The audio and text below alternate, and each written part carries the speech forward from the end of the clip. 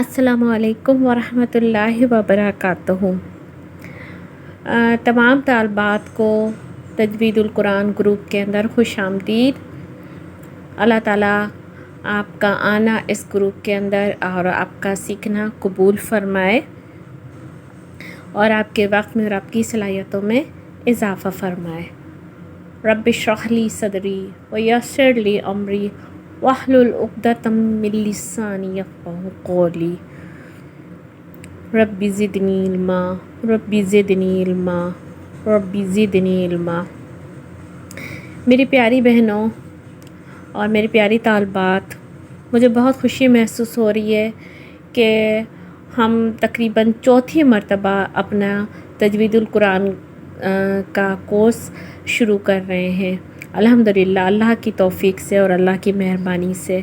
मेरी प्यारी बहनों, कुछ बातें हैं ज़रूरी जो मैं आपके गोश गुज़ार करना चाहती हूँ। जब भी हम कोई इल्म सीखना चाहते हैं तो हमें उसके मुतालिक कुछ ना कुछ इल्म ज़रूर होना चाहिए, चाहे वो कोई इल्म हो या कोई फ़न हो। तो हमें उसके मुतालिक जानना ज़रूरी होता है कि जो इल्म हासिल कर रहे हैं उसका नाम क्या है, उसकी तारीफ़ क्या है और वो किस गर्ज़ से हम हासिल कर रहे हैं, इसका क्या फ़ायदा है। तो ये बातें हमें इल्म होना चाहिए ताकि हमारी रुग़बत भी बढ़े, हमारी मोहब्बत और शौक़ और लगन भी बढ़े और उस इल्म का हासिल करना हम पर आसान हो जाए। चुनांचा हम चूँकि तजवीज़ सीखने जा रहे हैं, इसलिए हमें तजवीज़ की इब्तिदाई बातें ज़रूर जानना चाहिए। तजवीद के लफ्ज़ी मानी तो ये हैं कि किसी चीज़ को बहुत उम्दा बनाना, खूबसूरत बनाना। इसीलिए किसी भी अच्छी चीज़ को जय्यत कहा जाता है और उसी से जय्यत से ही तजवीद निकला है, जिसका मानी है तहसीन, यानी किसी चीज़ को अच्छा बनाना। और अगर हम तजवीद के इस्तिलाही मानी देखें तो उसका मतलब है वो इल्म जिसके ज़रिए तिलावत कुरान करीम के दौरान हर हुर्फ़ के दुरुस्त तलफ़्फ़ुज़ और सही मखरज से उसकी अदायगी का तरीक़ा मालूम हो। इल्म तजवीद की यकीनन बहुत ही बड़ी फ़जीलत है, क्योंकि इसका ताल्लुक़ अफ़ज़ल व अशरफ तरीन किताब से है। और इल्म तजवीद की अहमियत में अल्लाह सुब्हानहू व तआला की तरफ से इरशाद मुबारक है कि कुरान को खूब ठहर ठहर कर पढ़ा कीजिए। इस आयत में अल्लाह रब्बुल आलमीन ने अपने रसूल को इस बात का हुक्म दिया है कि कुरान करीम की तिलावत खूब साफ़ और वाज़ह आवाज़ में और ठहर ठहर कर सुकून और इत्मीनान के साथ की जाए।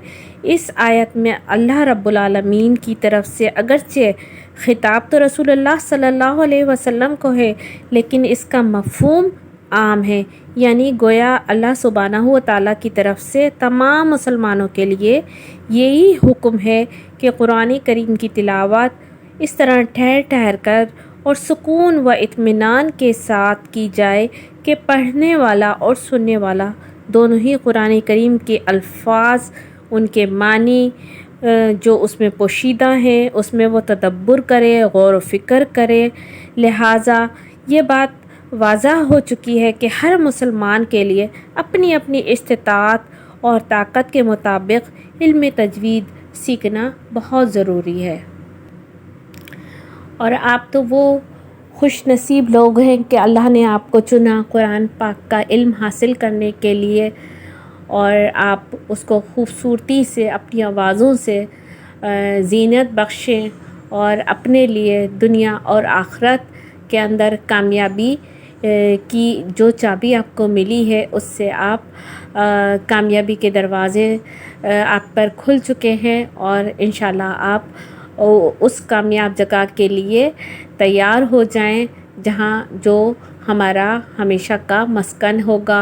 इंशाल्लाह अल्लाह रब्बुल आलमीन इस तजवीद को सीखने के लिए जो एक एक लफ्ज़ हम पढ़ेंगे, सीखेंगे, तो एक एक लफ्ज़ पर जो 30-30 नेकियां अल्लाह रब्बुल आलमीन हमें अता फ़रमाएगा, तो इंशाल्लाह वो हमारे लिए भी और आप सब के लिए भी सदक़ाए जारिया होगा।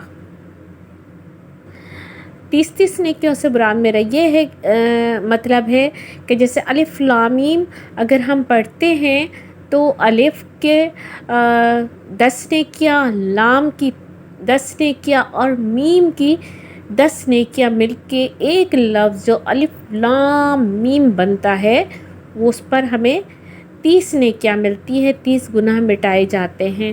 تو آپ سوچیں کہ جب آپ تجوید سے پورا قاعدہ پڑھیں گی اور پھر اسی تجوید کے ساتھ قرآن پاک پڑھیں گی تو اللہ رب العالمین سینکڑوں نہیں، ہزاروں نہیں، لاکھوں نہیں، کروڑوں نیکیاں آپ کے نامہ اعمال میں درج کرے گا انشاءاللہ۔ اللہ رب العالمین آپ کا سیکھنا قبول کرے، آپ کو ہمارے لیے صدقہ جاریہ بنائے۔